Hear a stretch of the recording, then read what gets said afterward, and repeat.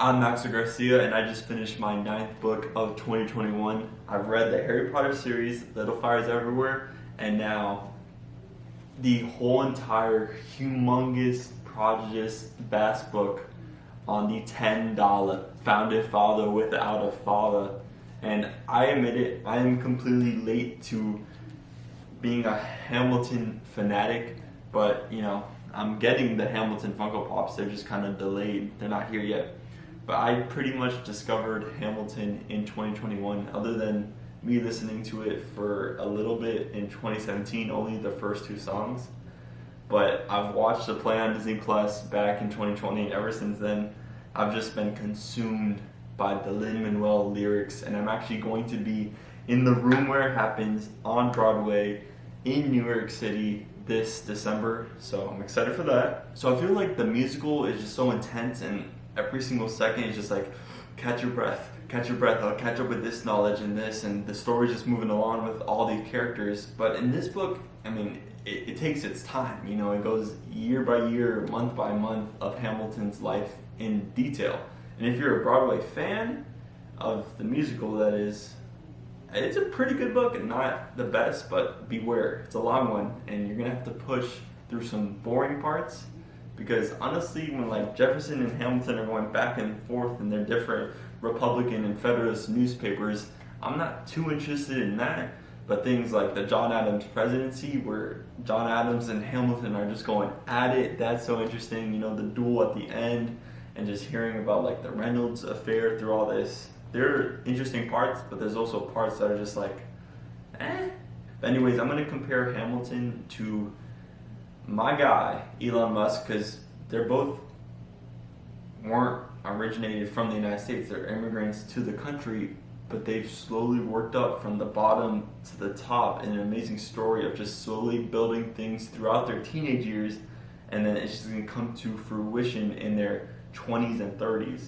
And they both put in so much time, relentless hours, probably sleepless nights, just working and working to build something for the future.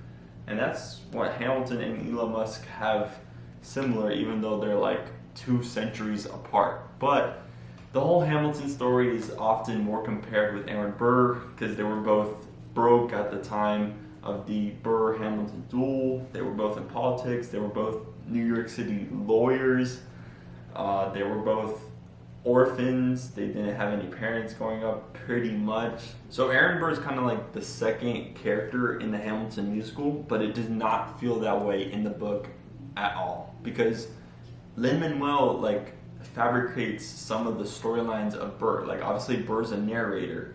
He's not a narrator in this book at all. Ron Chernow is the narrator. So Burr had to be involved in that part of the storyline in the musical. Hamilton also never asked Burr to do the Federalist Papers, so that never happened. Burr was never a part of like the We Know song. That was actually 3 different separate people, not even Jefferson or Madison. Burr didn't really just hang out with Hamilton's 3 friends, even though they never really hung out at the same time.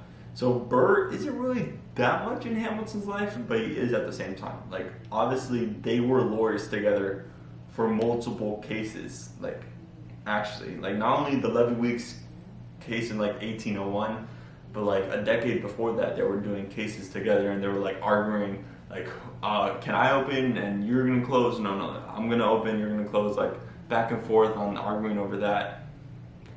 So Burr isn't really that pivotal in the Hamilton story, in my opinion. Like not that much. I mean, he killed the man, but Burr is just kind of an irrelevant political figure, in my opinion. I mean, he didn't do that much compared to the likes of like Washington, Madison, Jefferson, Adams. Like those are presidents, those are staples of founding fathers. Aaron Burr isn't really in that realm, but he was just kind of this like flying little insect around Hamilton his entire life, just going in and out of Hamilton's life.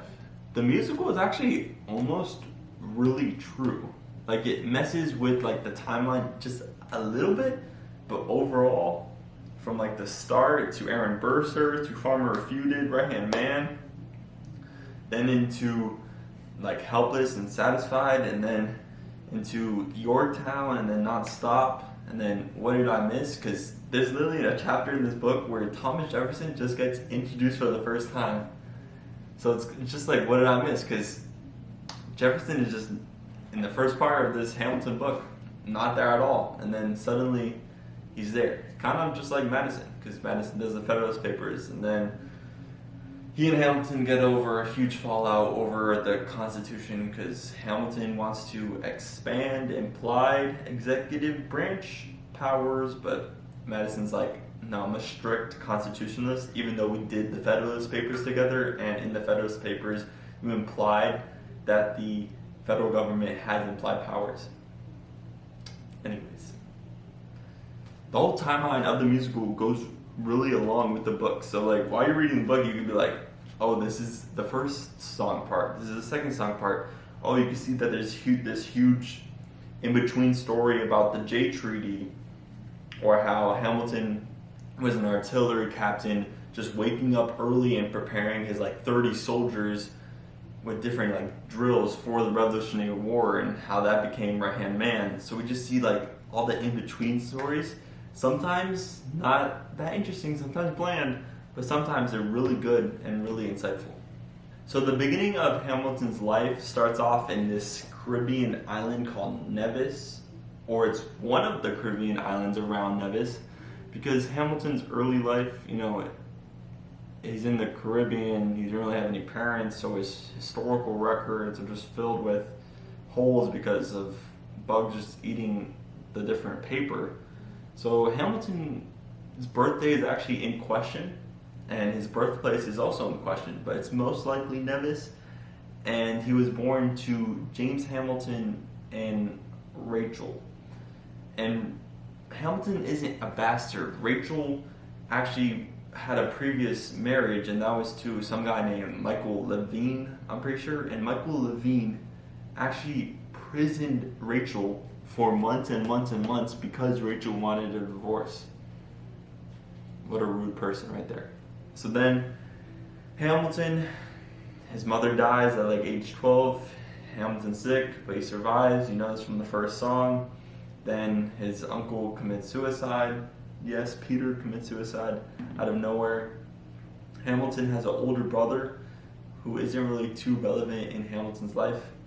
Neither is his father, because his father is kind of super broke and he just went to another island, and we don't really hear about him too much except that he asks for money throughout Hamilton's life. But then Hamilton meets this kid named Edward Stevens, and Edward Stevens' father is in charge of like a trading charter with the lucrative sugar trade. And on the island of Nevis, there are so many slaves. According to the book, it's one white person to 12 slaves. And there's this like horrifying stat where one person, like a planter, dealt like 300 different like lashes to a human being. Just very sad. And this is probably why like Hamilton isn't like advocating for slavery, and that's why like in the Cabinet Battle 1 is like, oh, we know who's really doing the planting, because Thomas Jefferson owned slaves, George Washington owned slaves, Madison, George owned slaves, and Hamilton never really owned slaves. Hamilton might have purchased like 2 or 3 slaves for Angelica and John Church while they were in England, but they never had slaves for themselves. And if they did, it was only like 1 or 2, and they were treated pretty properly. So he meets this kid, Edward Stevens, and they become best friends pretty much for life. Like, even though they don't see each other that often, Edward Stevens gets Hamilton into this like business, and then they both go to King's College pretty much together. Hamilton first goes to Elizabethtown to go to school. He then wants to go to Princeton, and this is where, just like in the book, like a couple sentences where the Aaron Burr song comes from, because Aaron Burr and Hamilton didn't like officially meet. There's not like a meeting room of like Aaron Burr being like the advisor to Hamilton wanting to do Princeton, because Aaron Burr went through Princeton in like 2 years when the normal was like 4, and Hamilton wanted to do the same thing, but Princeton was like, no, you're gonna have to do that at King's College, not here. But let me read you those sentences. So just to give you an example of like the timeline of the songs, this is page 43. There's like 730 pages, and we're on like the second song. pretty much, Aaron Burr, sir. So, by an extraordinary coincidence, Burr spent the summer of 1773 in Elizabethtown, right around the time Hamilton arrived. Hamilton might have seen this handsome, genial young man sauntering down the street, gliding by in a boat along the town's many inlets, or hunting in the nearby woods. As we shall see, they probably also met in the drawing rooms of mutual friends. So that's where the Aaron Burr comes from. And, Hamilton didn't punch the bursar, but that's, such a good rhyme. Bursar and Burr-sir. Oh. And of course, since this is the inspiration for the musical, Lynn gets specific quotes just straight from the book. Like, are these the men with whom I am to defend America? Like on page 80, or the Rochambeau, or the world turned upside down, or the specific James Reynolds quote from the Reynolds pamphlet. It's just word for word, pretty much. Lynn changes a couple words to make it easier for the audience to understand, but it's almost the exact same. I'll say it for you now, but I have to find it. So look, on page 533, the charge against me is a connection with one James Reynolds for purposes of improper pecuniary speculation. My real crime is an amorous connection with his wife for a considerable time with his privity and connivance. So Lynn changed a few words, but that's exactly how it is in the musical. Well, I could really just talk about Hamilton's life forever and forever, but I gotta speed it up because this is becoming really long. So Hamilton gets to New York City, King's College, studying to become a lawyer. Actually never graduates officially from King's College because, the Revolutionary War is just this huge brick wall that he just has to crush and go through and be the aide-de-camp for George Washington. And with the American military, you have the opportunity to rise up, rise up. Out of the first three friends that you see in the story of tonight and my shot, Aaron Burr, I think Hamilton meets Hercules Mulligan first. And Hercules Mulligan, of course, has his own shop and, sometimes leaks information, but I don't think he leaked information in the way that it was portrayed in Yorktown. It makes for a nice, comforting story, but not in the same way. He meets Marquis de Lafayette, and actually the end of his life, Marquis de Lafayette, is actually pretty sad. So I actually went on to the Hamilton Reddit and guy recommended this book right here. So I might read that biography next, or maybe the George Washington Ron Chernow biography, or the Ulysses S. Grant Ron Chernow biography. Many options to explore.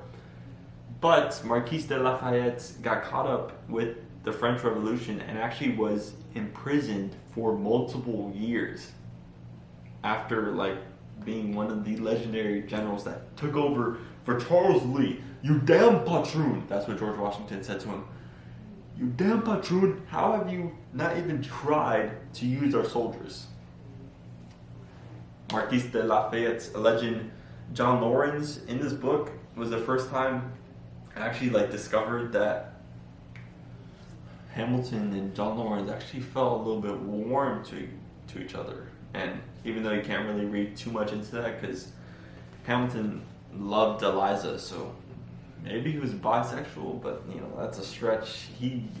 Hamilton clearly liked his woman from Mariah Reynolds and to his little love with Angelica Schuyler. And I'm actually going to read you a note in this book directly. There's multiple notes of Hamilton just confessing his love to Betsy while I'm away in Philadelphia and you're in Albany, New York, or in New York City. I just miss you so much. I'm just absent from your love. I need you. So I'm going to read you a little letter from Hamilton to Eliza. I always feel how Betsy is necessary to me.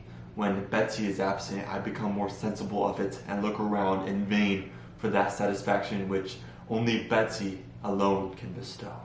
So the beginning of Hamilton's political life, I don't want to say it's lucky, but it's kind of lucky because the way that just Hamilton's in New York City gets to meet George Washington because he's just staying camp there because Nathaniel Greene and Henry Knox wanted to hire you to be their secretary. I don't think so. Now, why were you upset? I'm not.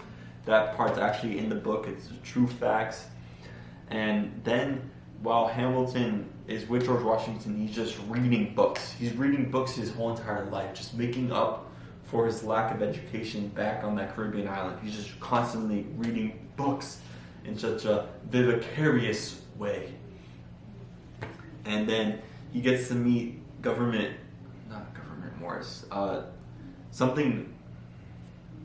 something Morris, and he's like the Secretary of Treasury for the Articles of Confederation. So when it comes in time for George Washington to be president, George Washington asks Morris, who should I have as Secretary of Treasury? And Morris says Hamilton, and George Washington's like, I never knew Hamilton can do finance. And Morris is like, Hamilton can do everything. And Washington's like, okay. And Hamilton, like, as soon as he gets nominated for the Treasury position, he just signs it right away. While Jefferson just takes his time and lets the note sit on his desk for a few months, because that's how it is, and what did I miss? And also, reading all those books helped Hamilton create the Bank of New York, and throughout his creation of the two banks, the National Bank for the United States, which is actually kind of private and sold to just regular local and retail investors, not even retail investors, because they were the wealthy elite. Anyways, when Hamilton created his two banks, he sold stocks, which I didn't even know stocks existed all the way back in like 1790s. I was kind of impressed by that because there's a whole story in this book, and I was just like, wow, it's kind of like GameStop and AMC and Robinhood, where Hamilton had bank scripts where if you bought a bank script, that allowed you to purchase stocks at a later date. And there's like a story in this, like in one of these chapters, where the price of the bank stock just went from down, and Hamilton actually had to fight with the different speculation and stabilize the price, and that was a whole story. And Hamilton actually had like a really good foresight early in his political career. I think towards the end, like once John Adams hits, Hamilton just makes mistake after mistake in his judgment. But anyways, like Hamilton foresaw that the Americans or the colonists were going to have to use guerrilla warfare against the British while he was Secretary of Treasury. He was trying to push manufacturing like into like a standard for the government, but that never got momentum. And plus, William Durr, a speculator on Hamilton's bank stocks, actually went bankrupt into debt. So, yeah. And the Grange that is a museum right now in New York, where Hamilton and Eliza spent their last days with their like 8 different offspring and 2 orphans, I think, that they brought into their own family. Hamilton actually went into debt to make that house, and Hamilton actually died giving debt to Eliza, even though Hamilton brought back American finances and just set it up for success in the long run. Hamilton died broke, even though he made America so wealthy, and probably just one of the main ones to get America to like the #1 spot in the world. It's the very seat of government where Hamilton sits. Not true. Ooh, if the shoe fits, wear it. If New York's in there, why should Virginia bear it? Our debts are paid, I'm afraid, don't tax us out, because we got it made in the shade. So The Farmer Refuted was Hamilton's like first political pamphlet in opposition to Samuel Shrewsbury. Even though that song's not that good, it's one of the worst of the musical, it still like has to show the rise of Hamilton's political career. Hamilton has this portrait of him done before Yorktown. He gets to control some soldiers. Rochambeau kind of sounds like Rush on Boys. There's the connection there, pretty cool. Hamilton becomes one of 3 cabinet members in George Washington's cabinet. Jefferson as Secretary of State. I think it's Hugh Knox as Secretary of War, and then Hamilton as Treasury. And when George Washington started as president, there was no such thing as a cabinet. He had to invent that. So Hamilton didn't have that much time in political power because he actually resigned after Jefferson resigned. So they both resigned, and Hamilton resigned because he was broke and he had to make some more money and focus on his law practice, which actually brought him revenue compared to his government job, which just kind of gave him some pennies, and he turned down money at times, which is odd. We know the Hamilton story with financial success for America. He did the Federalist Papers. He wrote the other 51. Well, why do you write like you're running out of time? Why do you write like you're running out of time? Are you running out of time? Are you running out of time? So he wrote, like John Jay wrote 5, got like routinism. Madison wrote the other like 25 or whatever, and we know actually which ones Hamilton wrote and which ones Madison wrote for the most part.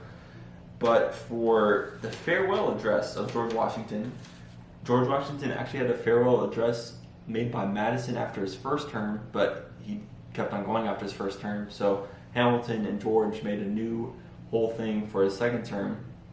And we actually don't know which parts are specific to who, but you can actually like kind of see the blend of the different characters, because overall George Washington was just a magnanimity of a character, mentioned many times in this book, a brand new vocab word to me, magnanimity, while Hamilton was this fiery just person in the back just waiting to break down the door. But George Washington was like, calm down, hold your horses.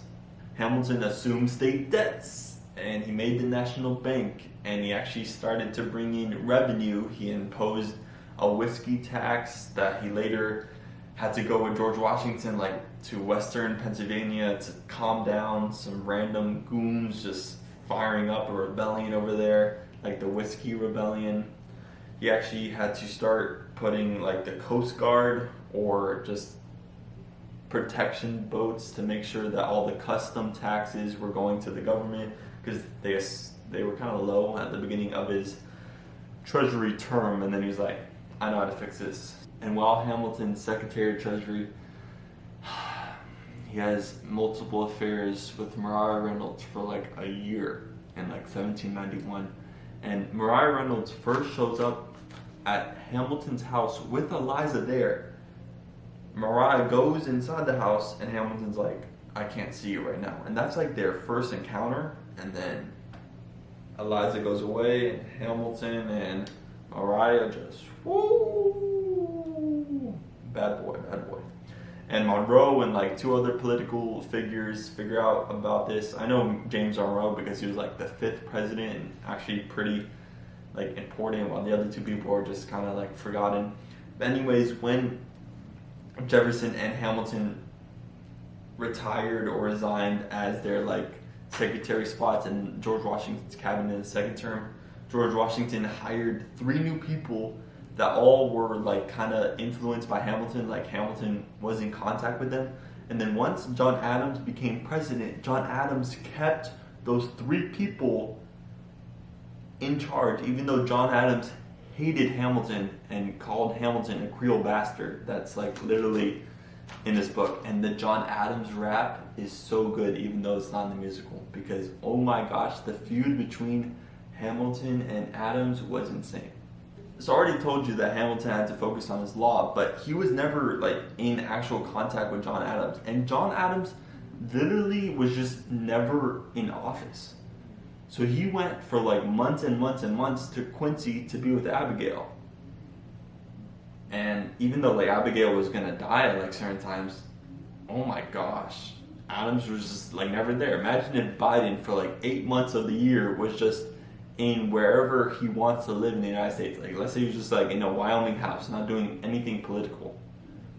Like what is that? Like the government just stalls. And during his presidency, you had like impressment by the British that had to be, solved by the Jay Treaty during George Washington's term, but that treaty wasn't that good. And France had the French Revolution. Napoleon rose to power at the end.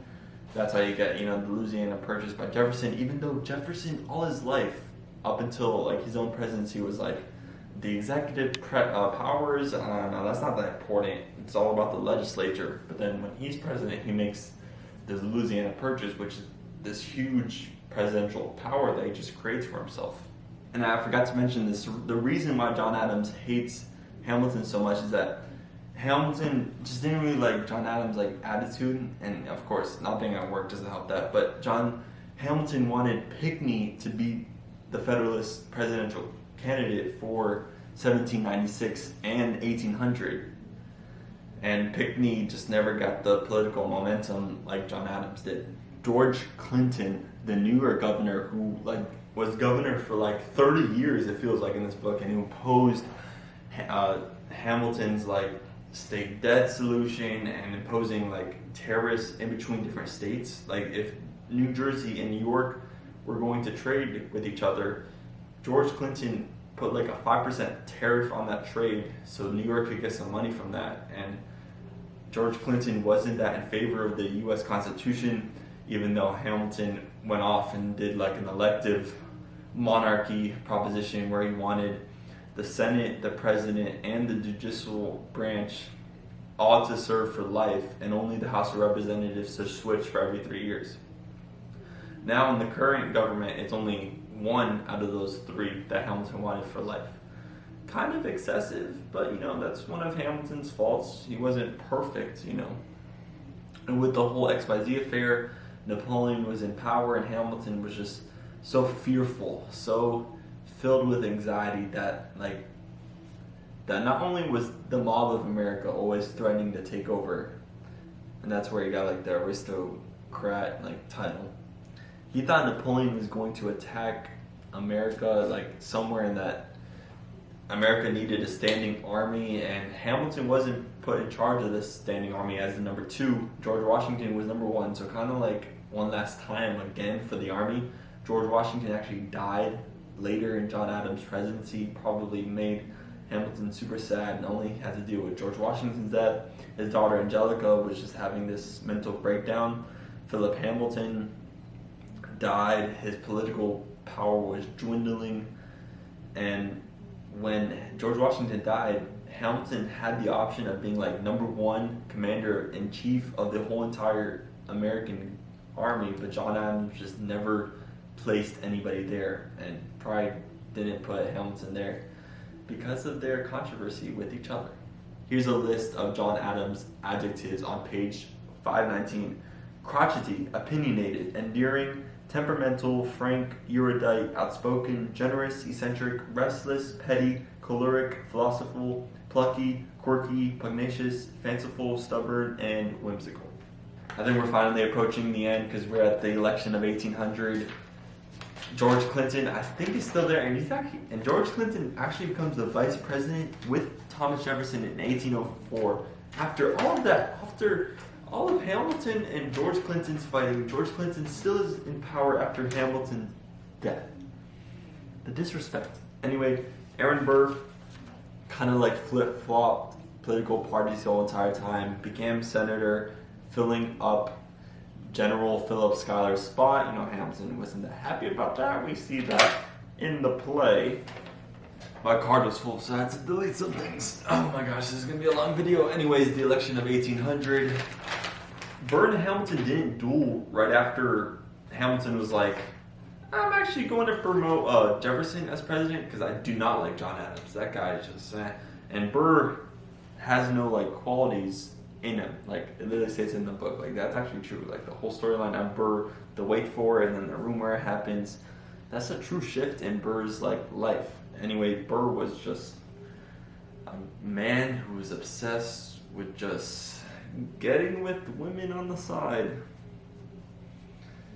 And even though Theodosia, the mother, died, leaving Theodosia alone, Burr just made out with too many women, even after Hamilton's death. He didn't really feel that guilty. Anyway, Burr and Jefferson tied with 73 electoral votes, so it had to go to the House of Representatives, and they did 35 ballots, and Jefferson still didn't get the majority, but after Hamilton would just keep on writing to the Delaware like House of Representatives person, just Burr has no beliefs. Oh, Burr is disgusting. That's when that Delaware guy finally flipped his vote and Jefferson became president, because over the whole entire time, Burr was just like 6 different votes away, like electoral votes at that time period, away from becoming president, because up until the 12th Amendment, which Jefferson implemented, and they kind of make a joke in like the musical, haha, you run against me and after all this time you're gonna become vice president. Yeah, right. You know why I can change that? Because I'm the president.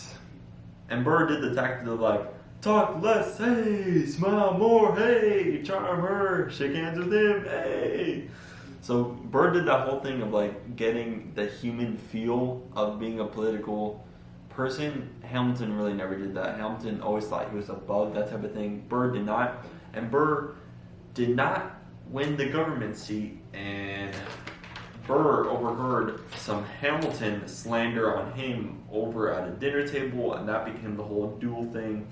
And Hamilton always said, I'm going to throw away my shot up in the air to the side, and Burr just killed him. And Hamilton was alive for like 36 hours after he got shot. And there's this moment in the book that I actually cried. The only time I cried in the book.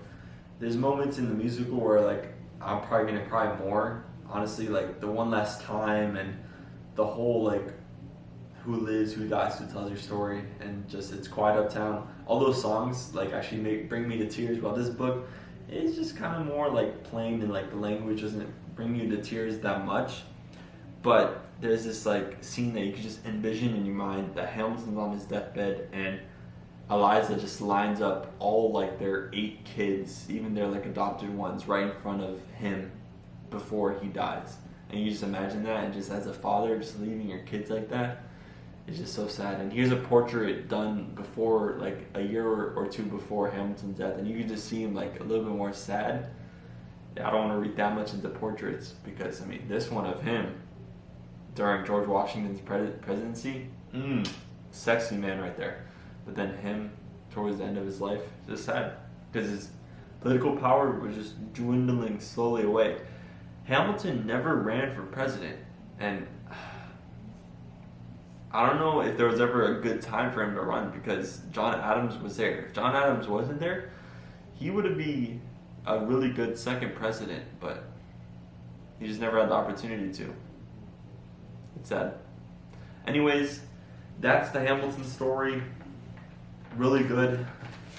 Very interesting parts of this book, and I would recommend it. And now I'm probably going to read the Elon Musk book next, and then after that I don't have a specific book lined up.